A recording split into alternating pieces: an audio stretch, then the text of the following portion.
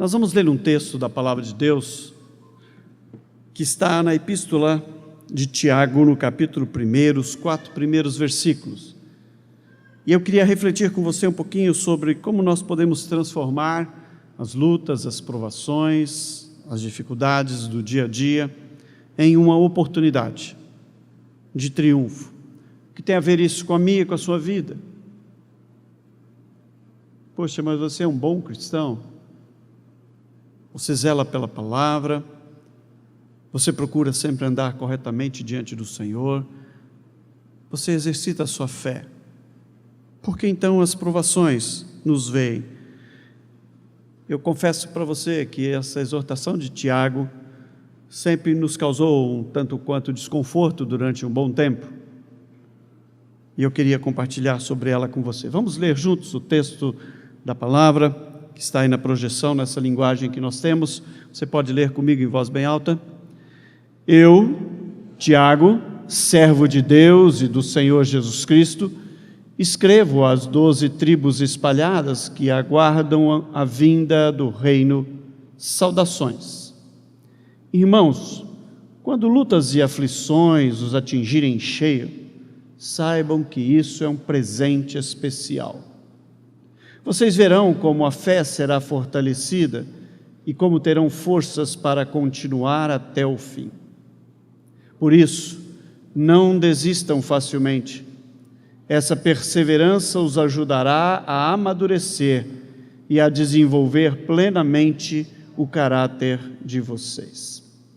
Curva sua cabeça, nós vamos orar mais uma vez. Bom Deus, nós pedimos que o Senhor fale conosco através da Tua palavra e que o Senhor encontre em cada um de nós um coração desejoso de entender, compreender, e mais do que isso, ser desafiado a sair deste templo nessa noite, disposto a praticá-la na nossa vida. Pedimos isso no cuidado, na direção, no poder do Teu Santo Espírito, e toda a honra e toda a glória seja dada ao bendito nome do Senhor Jesus. Se você crê, você pode dizer amém? Amém? Vocês estão aí? Estava meio escurinho, agora dá para ver melhor. Ler, eu diria para você, o livro de Tiago, assim como ler os outros livros da Bíblia, é uma grande aventura. Estudar a palavra de Deus é como você fazer uma viagem para um lugar que você não conhece. E mesmo que você já tenha estado lá uma feita ou outra, você pode se surpreender com coisas que você encontra no caminho ou que acontecem nesta viagem que você possa fazer. Particularmente, esta carta que Tiago escreve é uma carta recheada de princípios muito práticos para a nossa vida, para o nosso dia a dia. Tiago poderia ser como o livro de Provérbios do Novo Testamento. Tal a praticidade com que ele vai escrevendo a sua carta e vai desafiando você a colocá-la no seu dia a dia de uma forma muito clara e objetiva. Tiago era um cara de Deus, de uma devoção, de uma busca incessante. Alguns historiadores, como Egépcio, o chamava de joelhos de camelo. Você já viu um camelo? Ele tem um joelho grosso. E ele foi chamado por este historiador de alguém que de joelhos ficava tanto tempo orando e colocando-se diante de Deus, que ele foi chamado daquele homem que era joelho de camelo. Ele era assim, alguém que era muito mais um pregador, era muito mais um homem dedicado à sua devoção, à sua busca de Deus, do que um escritor. Talvez esta maneira pastoral de conduzir a sua vida demonstre a sua realidade da perspectiva da vida que ele vivia na sua experiência com Deus no seu dia a dia. Esta epístola é, portanto, algo como se ele nos tomasse pelo braço, nos assentasse para tomar um café ali no France e dissesse assim: a gente precisa conversar. E eu quero dizer algumas coisas para você de uma forma bem prática para o seu dia a dia. A igreja daquela época de Tiago vivia momentos de dificuldade, exatamente nessa perspectiva de colocar em prática aquilo que eles criam, aquilo que eles ouviam as mensagens que lhes eram entregues pelos apóstolos diante da fé que eles professavam. Era como se ele estivesse dizendo àquelas pessoas que a vida cristã deles estava divorciada do seu dia a dia, e eu queria chamar a sua atenção para isso, porque esse ambiente como o dessa noite é algo muito seguro, muito agradável. O desafio está quando nós saímos daquela porta. Os desafios nos encontram quando amanhã, embora seja feriado, alguns já vão trabalhar, mas talvez quarta ou quinta-feira, quando você volta para o seu ambiente das suas lutas do dia a dia, e as lutas têm sido tão grandes e tantas nesses últimos tempos, particularmente na realidade que nós vivemos como país, que era melhor que esse feriado demorasse um pouco mais. Mas a verdade é que aquela igreja também passava por dificuldades em colocar em prática aquilo que professava, e esse é o meu e o seu desafio. A vida estava divorciada dos princípios de fé que eles recebiam. E eu diria que esse é realmente o nosso problema hoje. Tiago centraliza o seu ensinamento, e eu gostaria de desafiar você a ler esta epístola durante o seu exercício devocional da semana, porque, como eu disse, ele é uma carta extremamente prática para o seu dia a dia, mas ele começa dizendo: puxa, vocês foram salvos, vocês foram encontrados pela graça de Cristo, vocês foram transformados por esta fé, vocês nasceram de novo. E agora vocês precisam crescer. Por isso no verso 22, nós não lemos, mas ele diz: se tornem, pois, praticantes da palavra e não apenas ouvintes. Porque quando nós nos tornamos apenas ouvintes, nós nos tornamos religiosos apenas. Nós não vivenciamos e não experimentamos no nosso dia a dia aquilo que nós cremos. E ele então nos exorta a buscarmos maturidade na nossa experiência de fé. Tiago escreveu para desafiar aqueles irmãos, e é essa carta que você recebe nessa noite da parte de Deus, os desafios para a prática daquilo que você crê. Eles estavam passando por difíceis e duras provações, como muitos de nós podemos estar passando nesses dias. Diz o versículo 12: bem-aventurado aquele homem que suporta as lutas do dia a dia. Feliz é aquele homem que consegue fazer isso, porque eles estavam sendo pressionados, tentados dia a dia. Alguns crentes estavam sendo humilhados nesta relação. Eu conversava com um homem há poucos dias atrás, que diante das dificuldades, pela perda do seu trabalho, pelas dificuldades em recolocar-se no mercado, estava fazendo algumas outras atividades para tirar o mínimo do seu sustento, e há alguma coisa que ele fez o impactou de uma forma tão incrível, que naquela manhã em que nós dedicamos a orar juntos, ele disse: ontem foi demais o que eu passei, a humilhação que eu senti, eu não me preparei para isso, eu não estudei tanto tempo, eu não me tornei um bom profissional para experimentar algo tão duro, tão difícil. Esses homens a qual Tiago escreve a sua epístola também estavam passando por duras provações e dificuldades, sendo humilhados muitas vezes. Alguns estavam falhando na forma de viver de acordo com a sua fé. Outros estavam abandonando princípios dessa fé e optando por algumas escolhas mundanas. Outros não dominavam a sua língua. Eu gosto do verso 26, quando diz: se alguém supõe ser religioso, deixando de frear a sua língua, está se enganando,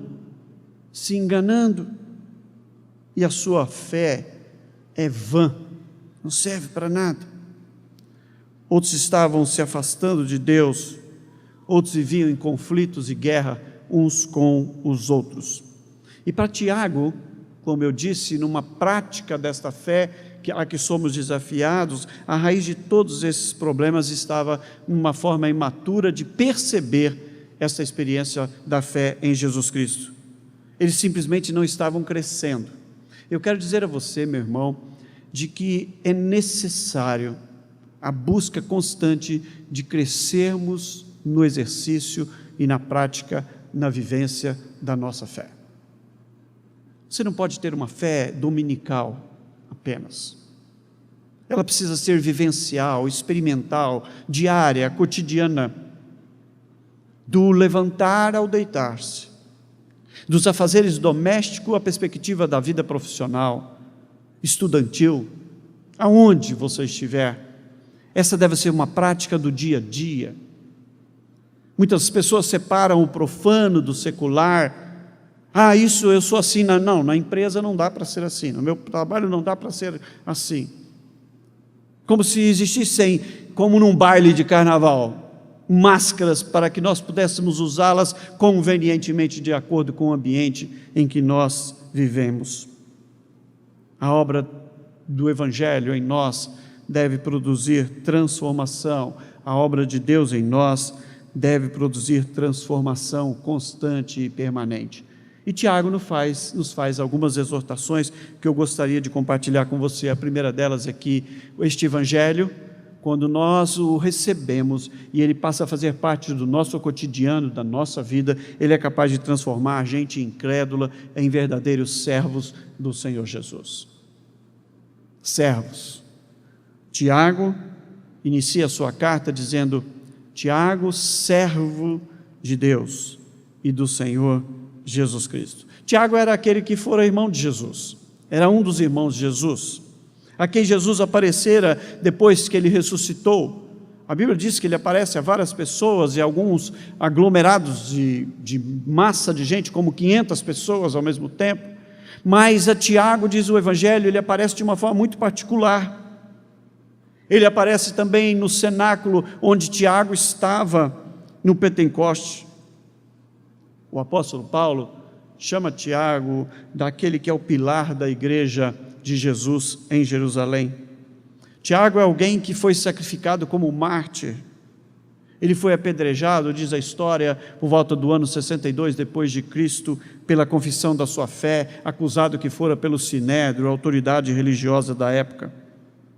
Ele era amado pelo povo a qual ele pregava, mas ele era odiado pelos religiosos. De alguém que duvidou do Senhor, quando Jesus começa o seu ministério, diz o Evangelho, conforme o Evangelho de João, capítulo 7, os versos 2 a 5, ele volta à sua cidade e prega ali, e muitos não creram, e nem mesmo seus irmãos. Falaram: mas como, meu irmão? Depois ele se transforma em um crente na obra de Jesus Cristo, de crente a líder, de líder a um servo do Senhor. Ele não se apresenta dizendo: Tiago, aquele que foi irmão de Jesus. Ele se apresenta como Tiago, servo de Deus e do Senhor Jesus Cristo. Assim é a transformação que o Evangelho produz em nós.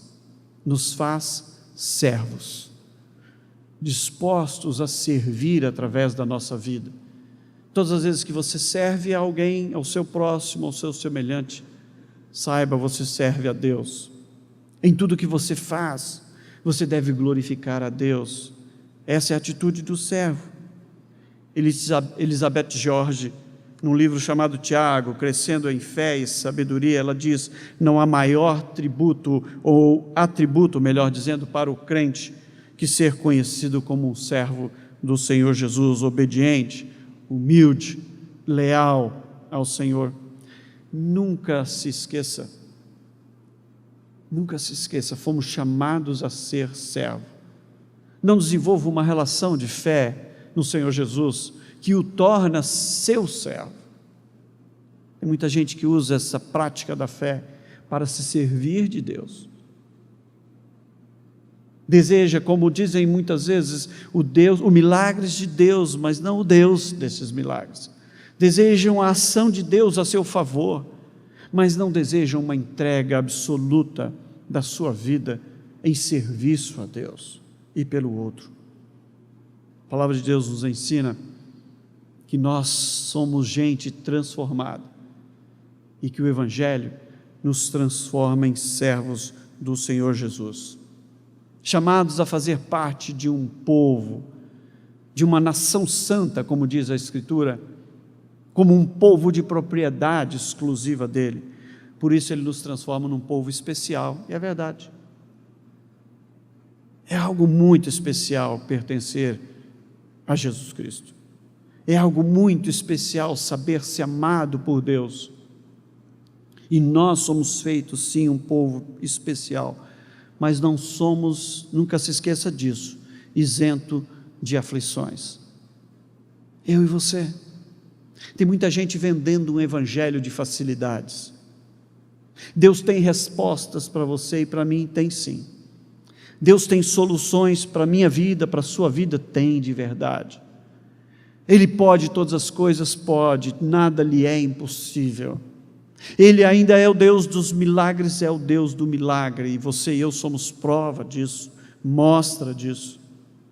Mas isso não nos isenta de aflições e tribulações. O texto diz que ele escreve como servo do Senhor Jesus àqueles cristãos que estavam dispersos.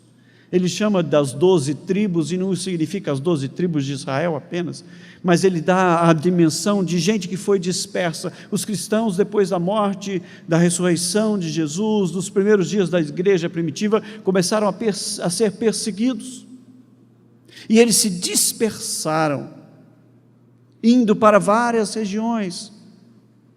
Isso causou não o enfraquecimento, senão a expansão do reino de Deus e da mensagem do Evangelho. Tiago escreve àqueles que por força ou escolha foram dispersos, e a palavra significa, no original do grego, espalhar sementes. Se eles queriam enfraquecê-los, o efeito foi exatamente o contrário. Eu gosto da expressão de Atos dos Apóstolos, quando se referindo aos crentes do primeiro século, do segundo século, do terceiro século, diz as Escrituras, esses que têm transtornado o mundo chegaram até nós. Esse é o testemunho. E nós não transtornamos o mundo por sermos chatos, por sermos gente inconveniente, por nos acharmos melhor do que os outros, mas pelo que nós cremos, pelo que nós professamos, pela coerência entre aquilo que expressamos na nossa fé e aquilo que praticamos no nosso dia a dia. Eu gosto dessa expressão de espalhar sementes. Ela nos traduz uma leitura verdadeira de uma vida de fé. Mas é interessante, embora crentes em Jesus Cristo, eles foram perseguidos, tiveram seus bens saqueados. Eles são crentes, mas muitos dentre eles pobres, oprimidos. Eles eram crentes, mas ficavam enfermos. Por isso, na sua epístola, Tiago disse: se alguém é enfermo, façam orações. Eles eram crentes, mas sofriam perseguição.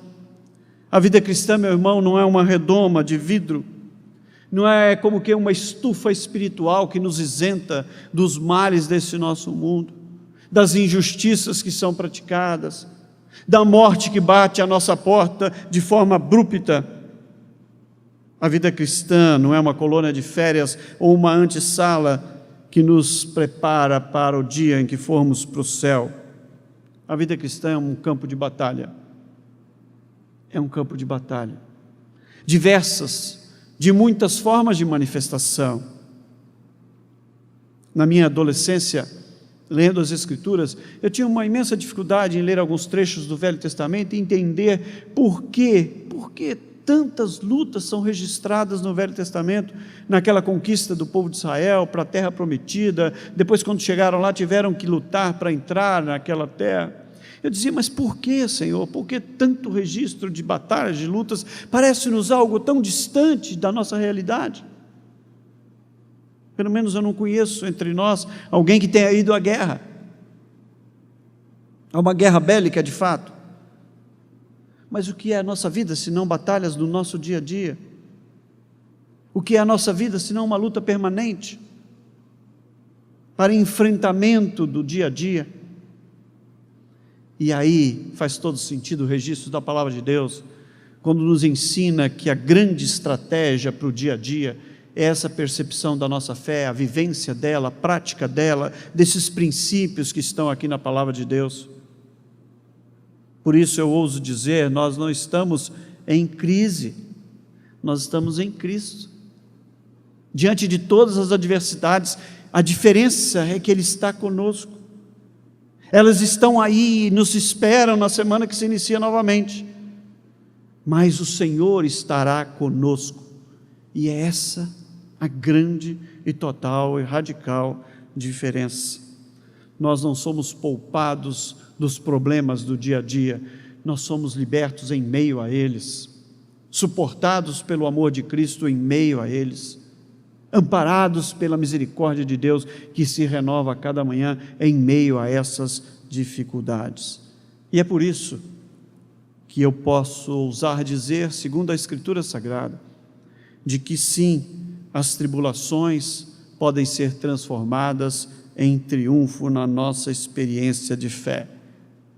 Por isso o texto que nos causava perplexo, nos deixava perplexos, pode ser uma experiência para o meu e para o seu cotidiano. Meus irmãos, tenham por motivo de toda alegria passardes por várias provações, lutas, dificuldades, sabendo que quando vocês forem provados na vossa fé, permaneçam nela, tornem-a algo palpável nestes momentos, e assim vocês vão perseverar. E essa perseverança vai trazer ação contínua e permanente deste agir de Deus na sua e na minha vida. E Ele nos falando sobre essa perspectiva das provações, Ele nos ensina 4 verdades, e eu termino assim. A primeira dela é que as provações são compatíveis com a fé cristã. Hoje nós fazemos as mesmas perguntas daqueles irmãos do passado, mas nós somos crentes porque somos perseguidos, porque passamos por dificuldades, somos crentes porque ficamos desempregados, porque alguém tão crente sofre um câncer, porque enfrentamos o luto e a morte, porque duras e amargas provações, por que nós somos injustiçados, somos privados muitas vezes. O Senhor Jesus nunca nos prometeu um evangelho de facilidades. No mundo tereis lutas, provações, dificuldades, mas tenham bom ânimo, eu venci o mundo. Paulo escreveu: por muitas tribulações nos é necessário entrar no reino de Deus. E ainda ele escreve a um jovem chamado Timóteo: pois todos os que querem viver a sua fé em Cristo de forma piedosa vão padecer tribulações e perseguições. Jó diz na sua dor: o homem nasce para a tribulação. Somos também este povo como que disperso no nosso mundo, peregrinos deste mundo. A nossa pátria não é aqui, e as provações acontecem e estão presentes, mas elas são capazes de produzir em nós maturidade. Maturidade. As provações são sempre variadas, diz o texto bíblico. Meus irmãos, vocês passarão por várias provações. A palavra aqui também no original significa de muitas formas, de muitas maneiras, cada um na sua medida. Eu confesso que muitas vezes diante das minhas lutas eu disse para Deus, na minha humilde percepção, eu já estou no meu limite, já passei do meu limite. Mas com a mesma humildade eu dizia, mas Deus, aqui é o Senhor. E numa atitude de fé eu dizia a Ele, eu sou um problema seu. O Senhor decidiu me amar. O Senhor me escolheu. Eu sou um problema seu. E eu confio na tua graça. O salmo que nós lemos, ele termina dizendo, porque o Senhor me tem feito muito, muito bem. Essa é a nossa certeza. As lutas vão acontecer de diversas formas. Elas serão também, e esta é uma verdade do texto bíblico, elas serão passageiras. Por isso ele diz, a sua fé vai ser confirmada diante destas provações, e aí você vai se tornar melhor, mais forte, em nada deficiente. O salmista diz que uma tristeza pode durar a noite, mas a alegria vem pelo amanhecer. Uma alegria vem pelo amanhecer. Nós não vamos ficar estacionados nas nossas lutas e nas nossas provações. Falando da minha própria experiência também, eu buscava Deus e pedia que Ele resolvesse algumas questões que estavam sendo muito difíceis.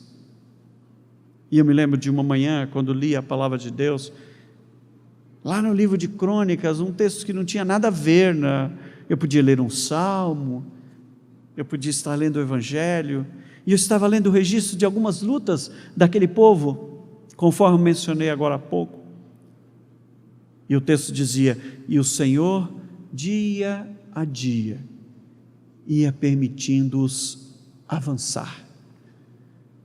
Eu disse para Deus, eu já entendi, não vai ser tão rápido como eu imaginei, nem como eu gostaria, mas a grande sacada e a grande verdade é que o Senhor está dizendo que dia a dia nós vamos avançar, e eu quero te agradecer porque é o Senhor que vai me levar a avançar dia a dia, superando essas tribulações, como a palavra de Deus nos ensina, momentâneas tribulações. Deus está no controle, por isso as suas e as minhas tribulações serão sempre pedagógicas. A sua bondade para conosco são tão imensamente formidáveis, diz Martinho Lutero, que não podem ser compreendidas sem grandes ataques e tribulações. É por isso que Paulo a chama de momentânea tribulação. Em Efésios capítulo 2, quando Paulo descreve a graça de Deus pela qual somos salvos, ele nos diz, é graça do Senhor, não obra nossa. É por isso que ele trabalhou em Abraão, 25 anos antes de lhe dar um filho. É assim que ele trabalhou em José, 30 anos antes de fazê-lo governador do Egito. É assim que ele trabalhou 40 anos antes de fazer de Moisés um libertador para o seu povo. Ele trabalhou neles antes de trabalhar através deles. Essa é a pedagogia de Deus.